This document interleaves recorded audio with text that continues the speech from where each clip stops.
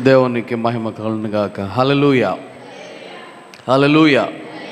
ఈ రాత్రికాల సమయంలో కొద్ది నిమిషాలు దేవుని యొక్క వాక్యాన్ని ధ్యానం చేసుకుందాం. మనందరికీ తెలిసినటువంటి కీర్తన భాగములో నుంచి 23వ కీర్తన ఆఖరి వచనాన్ని మనము చదువుదాం. నేను బ్రతుకు దినములన్నీ కృపాక్షేమములే నా వెంట వచ్చును, చిరకాలము యెహోవా మందిరములో నేను నివాసము చేసేదను. చదవబడిన వాక్యాన్ని ఈ రాత్రికాల సమయంలో కొద్ది నిమిషాలు దేవుని సన్నిధిలో ధ్యానం చేద్దాం. ఇక్కడ ఈ చదివినటువంటి భాగాన్ని మనం కొద్ది నిమిషాలు ధ్యానం చేద్దాం. దావీదు గారు రాసినటువంటి కీర్తనలలో ఇది ఒక కీర్తనగా మనందరికీ తెలిసిందే. ఇంచుమించు మరి ఎక్కువ శాతం చిన్నపిల్లలుగా ఉన్నప్పుడే ఈ కీర్తనను కంఠస్థం చేయమని చెప్తూ ఉంటారు. చాలామంది ఈ యొక్క కీర్తనను చూడకుండా కూడా చెప్తూ ఉంటారు. ఓకే, ఈ యొక్క కీర్తన భాగంలో మనం చదువుతున్నాం. దావీదు గారు కోరుకుంటున్నటువంటిది ఏంటి అంటే, నేను బ్రతుకు దినములన్నయో, ఎప్పుడంట ఆయన బ్రతుకు దినములన్నయో ఏం కావాలనుకుంటున్నాడు ఆయన? కృపాక్షేమములే నా వెంట వచ్చును. ఆయన వెంట ఏమి రావాలని కోరుకుంటూ ఉన్నాడంట?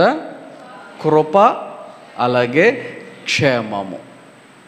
సర్వసాధారణంగా కొంతమంది నా వెనకాల అందము, లేకపోతే ఐశ్వర్యము, లేకపోతే ధనము, ఇలాంటివి రావాలి, ఉండాలి అని కోరుకునేటువంటి పరిస్థితులు ఉండొచ్చు.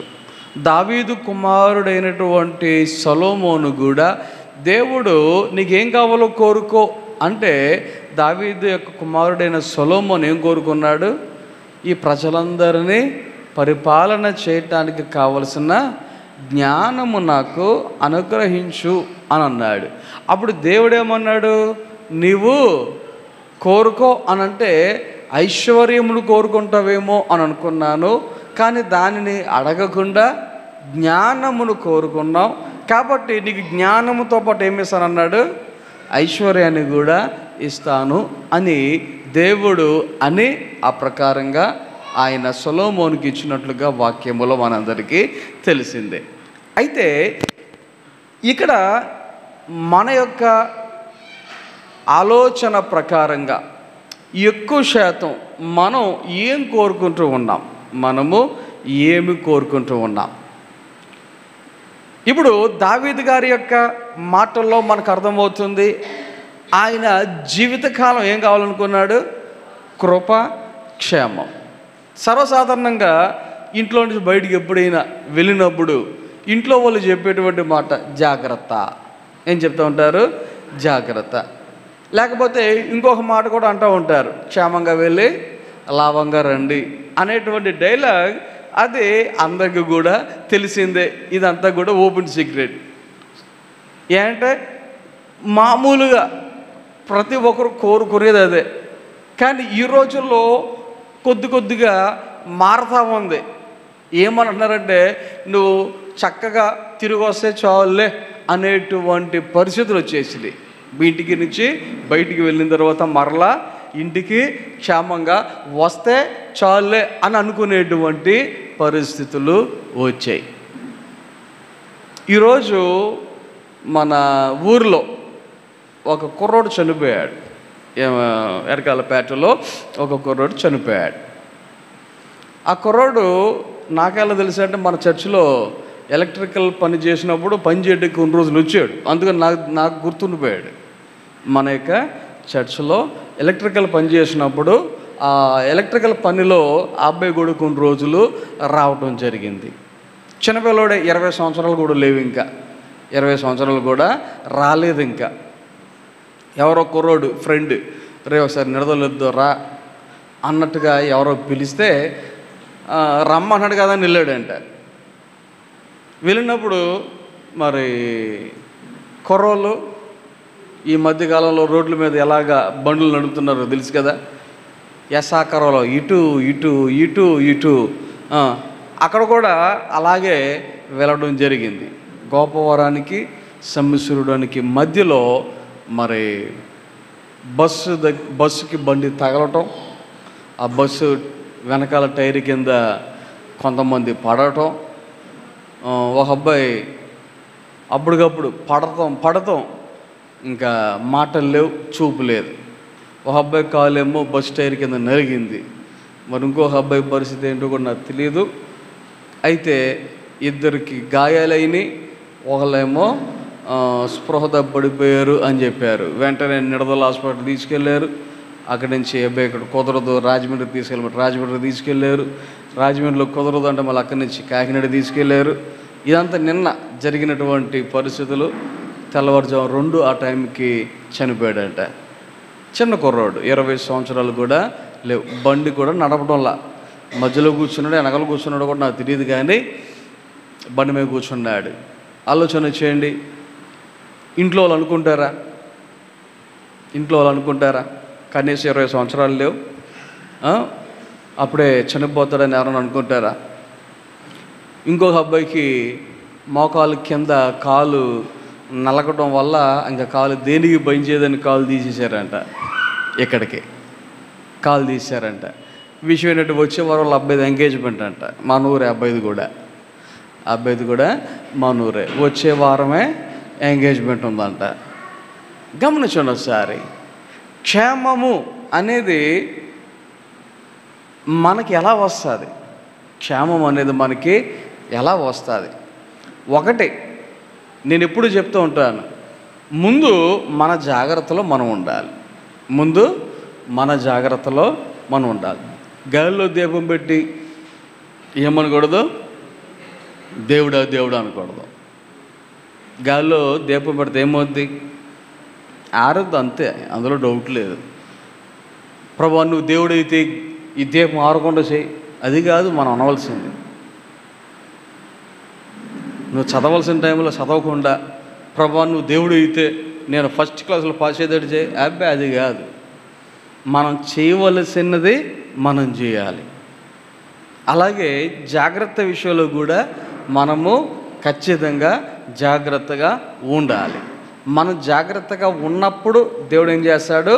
దానికి తగినటువంటి క్షేమాన్ని ఆయన మనకు అనుగ్రహిస్తాడు. ఇక్కడ దావీదు గారు కోరుకుంటున్నది అదే. ఏమని కోరుకుంటున్నాడు ఆయన? ఒకరోజు 2 రోజులా?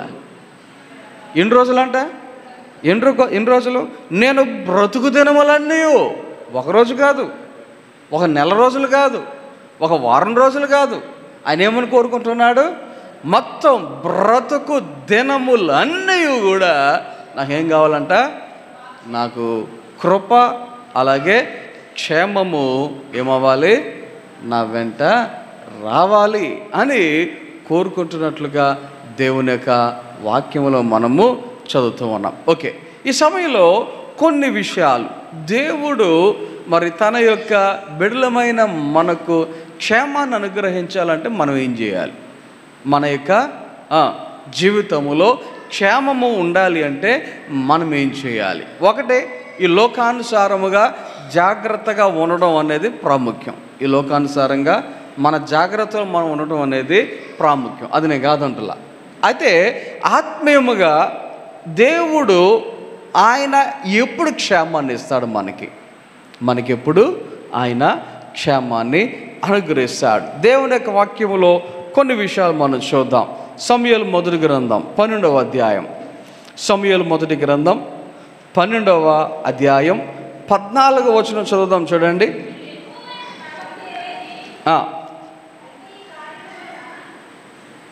మీరు యెహోవా యందు భయభక్తులు కలిగి ఆయన మాటను విని ఆయనను సేవించి ఆయన ఆజ్ఞను భంగము చేయక మీరును మిమ్మును ఏలు రాజును మీ దేవుడని యెహోవాను అనుసరించిన ఎడల మీకు క్షేమము కలుగును.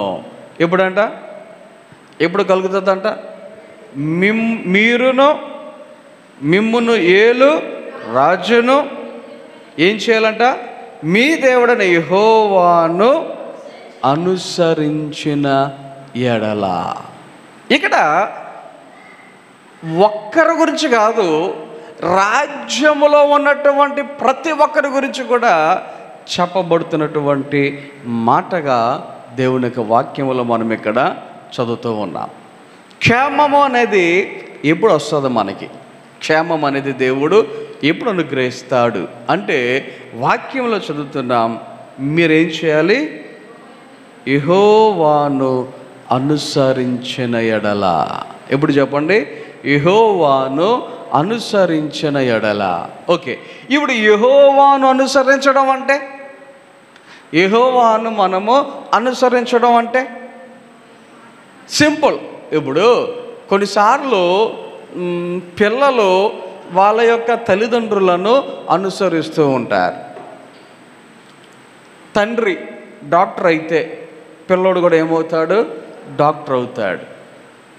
ఈరోజు నేను ఒక హాస్పిటల్కి వెళ్ళా, రాజమండ్రిలో సారథి హాస్పిటల్స్ అని పార్థసారథి డాక్టర్ గారి దగ్గరికి నేను వెళ్ళా. ఆయన కొడుకు చిన్నోడు ఉన్నాడు, ఒకడు మేబీ 5 years 7 years నాకు ఐడియా లేదు, కానీ చిన్నపిల్లోడు. ఆయన సీట్లో కూర్చొని పేషెంట్స్ని చూస్తున్నారు. కరెక్ట్గా అదే టైంకి వాళ్ళ కొడుకును కూడా తీసుకొచ్చారు హాస్పిటల్కి మధ్యాహ్నం 2 గంటల తర్వాత. అయితే ఆయన ఏం చేశారంటే, ఆయన పక్కనే ఆయన చాంబర్లోనే ఒక స్టూల్ వేసి స్టూల్ మీద కొడుకుని కూర్చోబెట్టి ఒక హాస్పిటల్ ఫైల్ ఒకటి ఆయన ఆ పిల్లడు ముందు పెట్టి ఒక పెన్ ఇచ్చి, ఒరే నువ్వు రాసుకుంటా ఉండరా అన్నారు. నేను అన్నాను, సార్ ఏంటి అసిస్టెంట్ డాక్టర్ గారా అని అడిగాను నేను. నవ్వారు ఆయన. ఆ కొడుకు కూడా చిన్నపిల్లోడు, ఆడికి చిన్నోడు, ఇప్పుడు 7 సంవత్సరాల లోపడే మీకే అర్థమవుతుంది. అయితే ఆ కొడుకు కూడా ఏం చేస్తున్నాడు తెలుసా? వాళ్ళ నాన్న ఏం చేస్తారు, వాళ్ళ డాడీ ఏం చేస్తాడు, ఆ ప్రకారంగా ఆయన ఎలాంటి పెన్ పెట్టుకుని అదే పెన్ పట్టుకుని ఏదో రాస్తున్నాడు సరదాగా. మనం ఏం చేస్తూ ఉంటాం?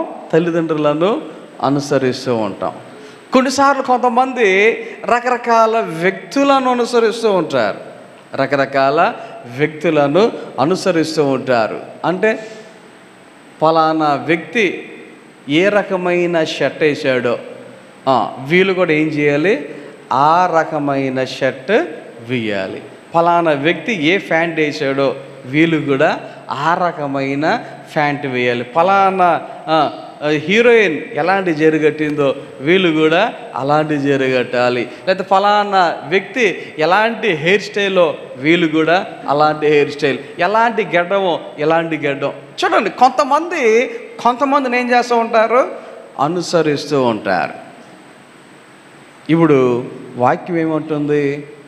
మనం ఎవరిని అనుసరించాలంట? యెహోవాను ఆశ్రయించాలంట. గమనించండి, ఎందుకు అనుసరించాలి? నువ్వు అనుసరిస్తే నీకు క్షేమము అని వాక్యము స్పష్టముగా మనకు తెలియచేస్తా ఉంది. కాబట్టి ఈ రాత్రికాల సమయంలో మనము ఎవరిని అనుసరిస్తూ ఉన్నాం?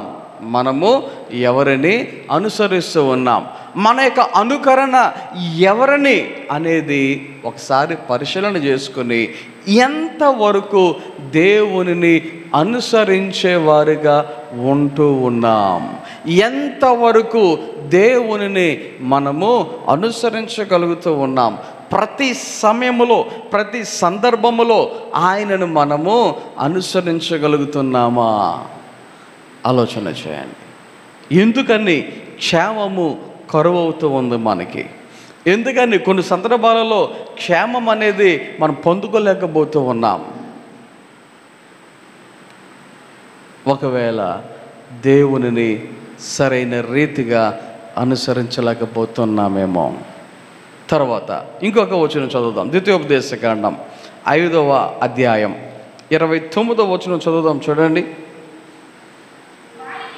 వారికిని వారి సంతానమునకును నిత్యమును క్షేమము కలుగునట్లు వారు నా యందు భయభక్తులు కలిగి నా ఆజ్ఞలన్నిటిని అనుసరించు మనస్సు వారికి ఉండిన మేలు.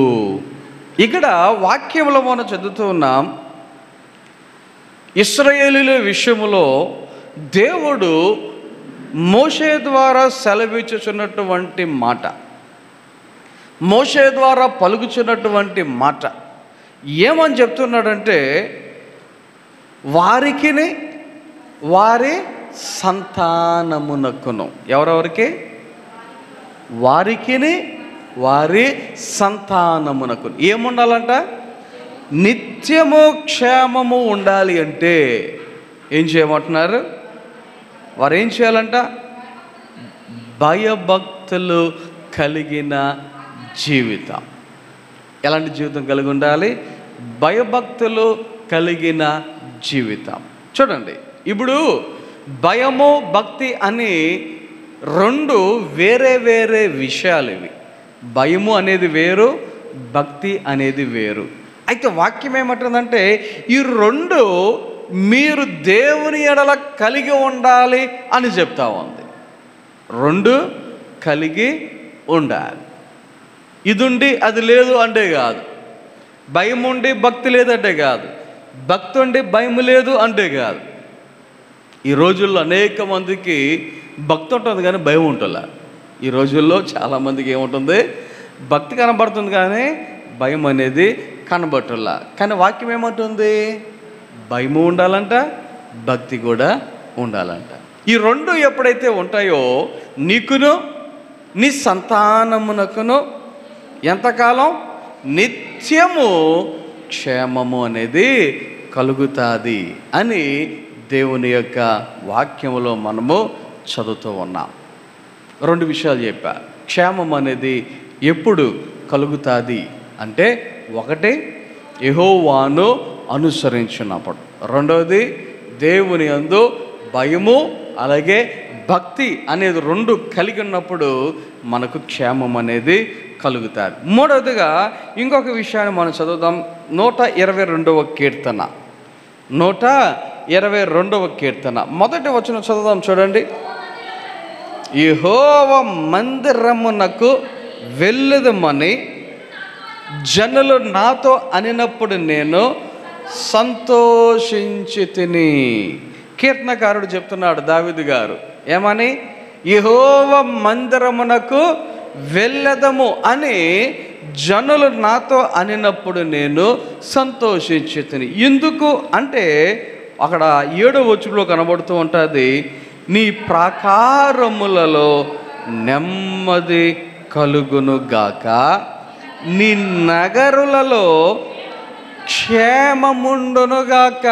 ఎప్పుడైతే దేవుని యొక్క మందిరములో నువ్వు ఉండేవాడుగా ఉంటావో, ఎప్పుడైతే దేవుని మందిరానికి నువ్వు వెళ్తూ ఉండేటువంటి వాడుగా ఉంటావో, ఎప్పుడైతే దేవుని యొక్క మందిరములో నిత్యము నీవు నీ యొక్క సమయాన్ని గడిపేవాడుగా ఉంటావో, వాక్యాలు చెప్తా ఉన్నాయి, మందిరములో ఉండే ఎవరైనా, మందిరానికి వెళ్ళే ఎవరైనా, మందిరములో నివాసం ఉండే ఎవరైనా వారి యొక్క పరిస్థితులు ఎలా ఉంటాయి అని వాక్యం చెప్తుంది అంటే, నీ నగరులలో క్షేమముండును గాక.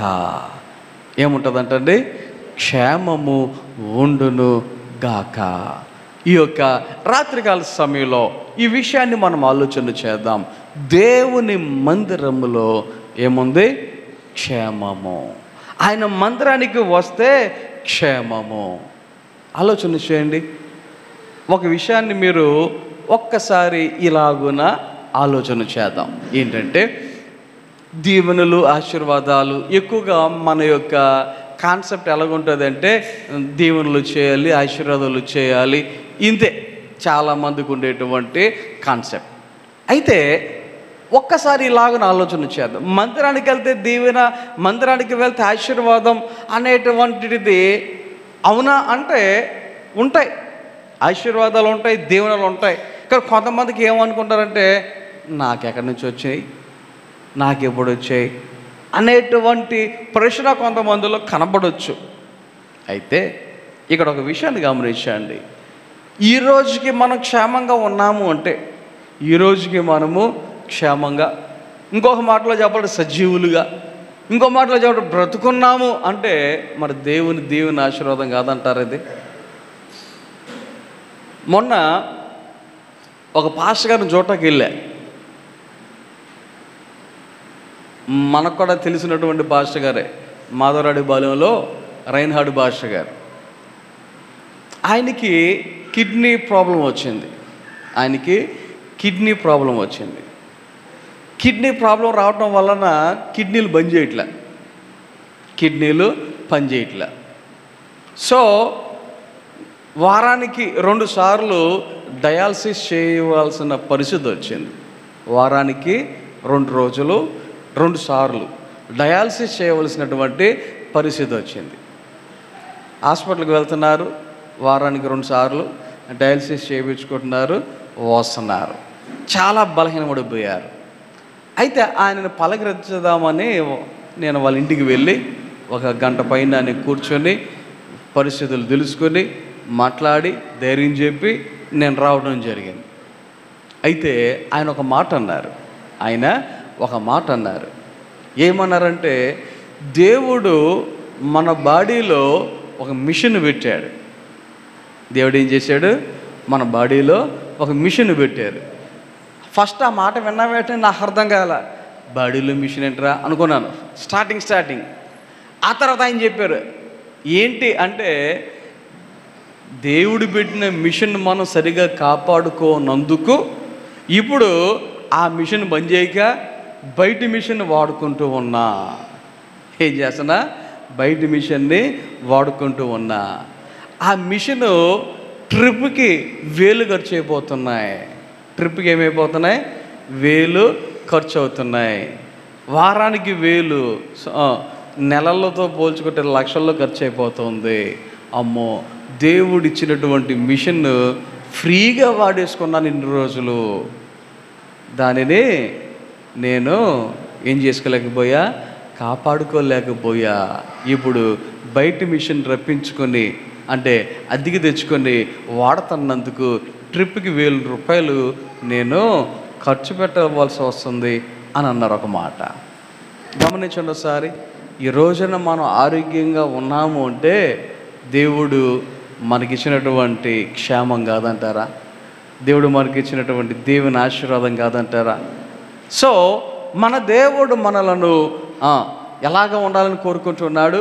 క్షేమంగా ఉండాలని. నిత్యము, అది ఏదో అప్పుడప్పుడు అక్కడక్కడనే కాదు, నిత్యము మనం క్షేమంగా ఉండాలని ఆయన కోరుకుంటూ ఉన్నాడు. తర్వాత ఇంకొక వచనం చదువుదాం. 106వ కీర్తన 4వ వచనం చదువుదాం. చూడండి.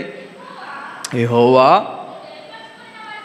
నీవు ఏర్పరచుకొనిన వారి క్షేమము నేను చూచుచు నీ జనులకు కలుగు సంతోషమును బట్టి నేను సంతోషించుచు.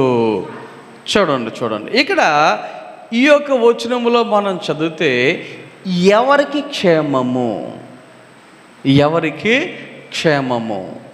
వాక్యం ఏం చెప్తా ఉంది? నీవు ఏర్పరచుకొనిన వారి క్షేమము అంటా ఉంది. ఎవరికంట?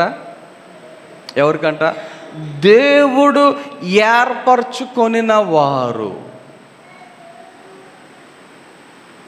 ఇప్పుడు ఈ లోకములో దేవుడు ఏర్పరచుకొనిన వారు అంటే కొంతమంది డౌట్ వస్తుంది. ఏమండి, దేవుడు అందరిని ఏర్పరచుకోలేదా, కొంతమందిని ఏర్పరచుకున్నాడా అని డౌట్ రావచ్చు. ఇక్కడ ఒక విషయాన్ని మనం అర్థం చేసుకోవాలి. ఆయన ఏర్పరచుకుంటేనే ఈ లోకానికి మనం వచ్చాం. ఆయన ఏర్పరచుకుంటేనే ఈ లోకానికి మనము వచ్చాం. అయితే కొంతమంది ఎలాగున్నారో తెలుసా? దేవుడు ఏర్పరచుకున్నాను, వారు దేవుని యొక్క ఉద్దేశానుసారముగా నడుచుకోక వారు దేవుని యొక్క ఆలోచన ప్రకారం నడుచుకోక, అబ్బే నేను నా ఇష్టం వచ్చినట్టే ఉంటా, నేనెందుకు దేవుని బిడ్డగా ఉండాలి అన్నట్టుగా కొంతమంది ఏం చేయట్లేదంటే ఆయన ఉద్దేశానుసారముగా జీవించటలేదు.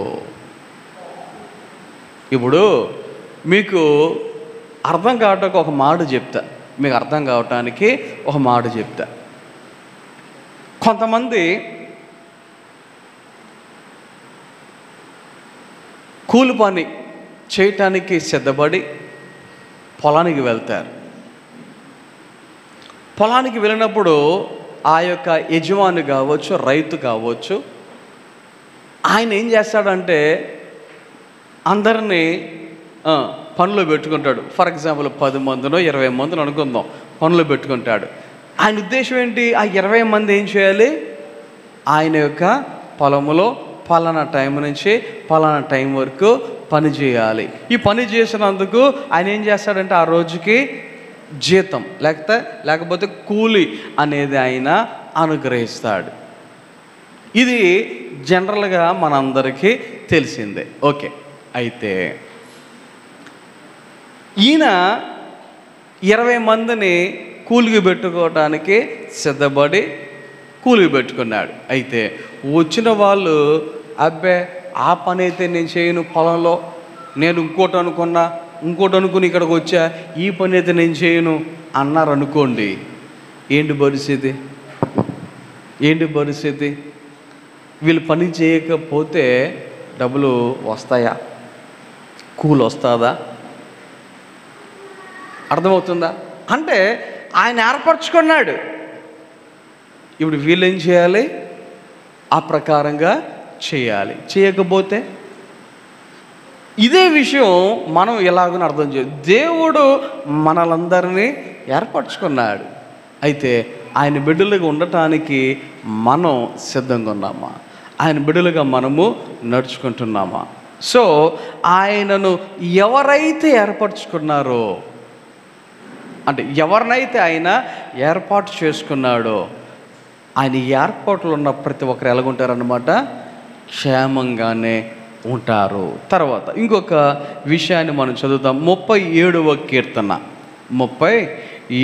కీర్తన 11వ వచనం చదువుదాం, చూడండి. దీనులు భూమిని స్వతంత్రించుకొందరు, బహుక్షేమము కలిగి సుఖించెదరు.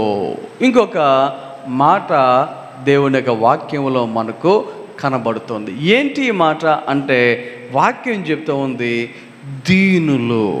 ఎవరంట? దీనులు. వారు ఏం కలిగి ఉంటారు అంటే బహుక్షేమము కలిగి ఉంటారు. దీనులు ఎలాగ ఉంటారంట? బహుక్షేమము కలిగి ఉంటారు. దీనులంటే సింపుల్. ఆయన దృష్టిలో ఎవరైతే తమ్మును తాము తగ్గించుకుంటారో, ఎవరు చెప్పండి? ఎవరైతే ఆయన దృష్టిలో తమ్మును తాము తగ్గించుకుంటారో. ఎందుకంటే వాక్యాలు చాలా స్పష్టంగా చెప్తూ ఉన్నాయి. తను తాను హెచ్చించుకునేవాడు తగ్గింపబడతాడు, తను తాను తగ్గించుకునేవాడు. అంటే ఇక్కడ ఇప్పుడికిప్పుడు మనం తగ్గించుకుంటే టకామని హెచ్చింపబడతామని కాదు. ఈ భూమి మీద మనము తగ్గింపు జీవితాన్ని జీవిస్తే పరలోకములో ఆయన ఏం చేస్తాడనమాట? మనలను హెచ్చింప చేస్తాడు.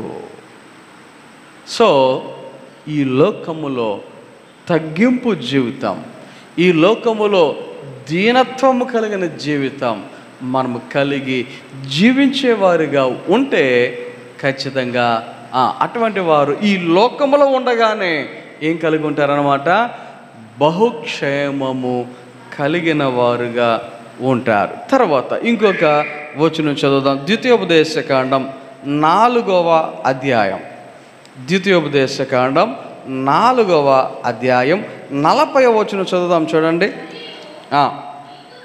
నీకును నీ తరువాత నీ సంతానపు వారికి క్షేమము కలుగుటకై నీ దేవుడైన యెహోవా సర్వకాలము నీకు ఇచ్చుచున్న దేశములో నీవు దీర్ఘాయుష్మంతుడవునట్లు నేడు నేను నీకు ఆజ్ఞాపించు ఆయన కట్టడలను ఆజ్ఞలను నీవు గైకొనవలెను.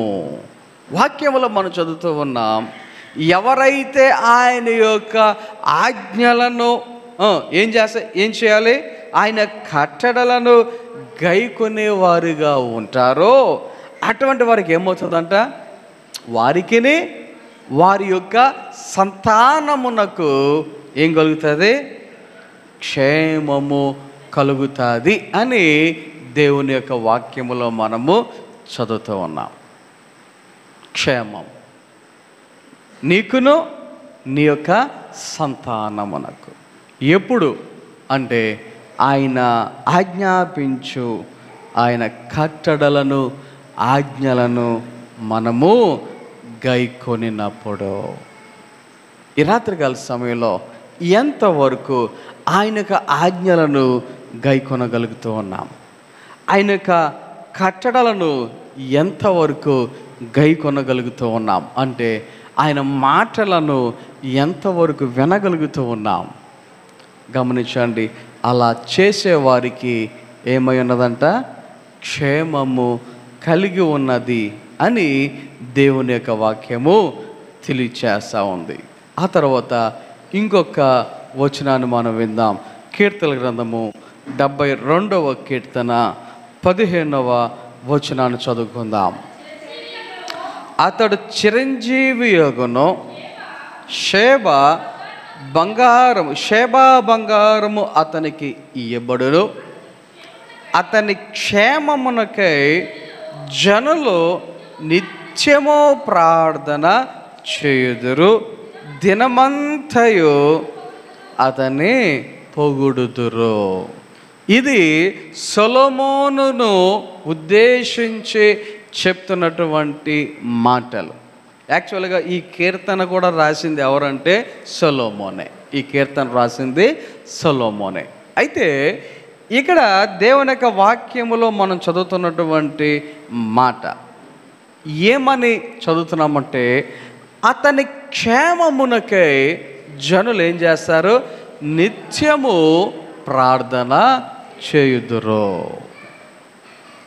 నేను చెప్దాం అనుకున్న మాట ఏంటంటే, నీవు క్షేమముగా ఉండాలి అంటే ప్రార్థన చేసేవారుగా ఉండాలి. నువ్వు క్షేమంగా ఉండాలంటే ఏముండాలి, ప్రార్థన ఉండాలి.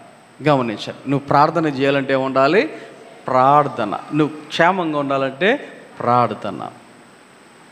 చాలా సందర్భాలలో చాలామంది పాటించేటువంటి ఒక సీక్రెట్, ఒక సూత్రం, సీక్రెట్ కాదు కానీ ఒక సూత్రం, అదేంటంటే ఇంట్లోంచి బయటికి వెళ్ళేటప్పుడు జనరల్గా అందరూ ఏం చేస్తారంటే ప్రార్థన చేసుకొని బయలుదేరుతారు. గమనించండి, ప్రార్థన ఏం తీసుకొస్తుంది, క్షేమాన్ని తీసుకొస్తుంది. ప్రార్థన ఏం చేస్తుంది, క్షేమాన్ని తీసుకొస్తుంది. కొన్నిసార్లు భర్త బయటికి వెళ్ళినప్పుడు, లేక పిల్లలు స్కూల్స్కి కాలేజీలకి వెళ్ళినప్పుడు ఇంట్లో భార్య లేక తల్లి ఏం చేస్తూ ఉంటుంది, ఖాళీ సమయంలో ప్రార్థన చేస్తూ ఉంటుంది.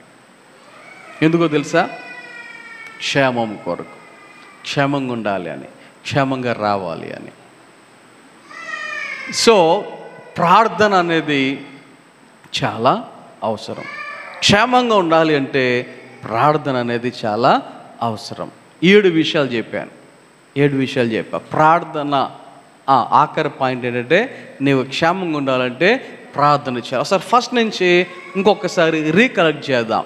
ఏంటి, నువ్వు క్షేమంగా ఉండాలి అంటే ఏం చేయాలి? ఒకటే, ఆ యెహోవాను మనము అనుసరించే వారిగా ఉండాలి. రెండోది ఏం చెప్పాను, భయభక్తులు కలిగినటువంటి వారముగా ఉండాలి, అప్పుడు మనకు క్షేమం. మూడోది ఏం చెప్పాను, దేవుని యొక్క మందిరములో మనం ఉండేవారముగా ఉండాలి, అప్పుడు మనకు క్షేమం అని చెప్పాను. నాలుగోది ఏం చెప్పాను, మనము ఆయన ఏర్పరచుకొనిన వారముగా మనము ఉండాలి, అప్పుడు మనకు క్షేమము అని చెప్పాను. ఐదోది ఏం చెప్పాను, దీనులుగా లేకపోతే తగ్గించుకొని వారుగా మనం జీవించాలి అని చెప్పాను. అప్పుడు అది క్షేమము. ఆరోదుగా ఆయన యొక్క ఆజ్ఞలను కట్టడలను మనము అనుసరించి గైకొనవలెను లేక నడుచుకొనవలెను అని చెప్పాను. అప్పుడు అది మనకు క్షేమము. ఆఖరికి ఏం చెప్పాను?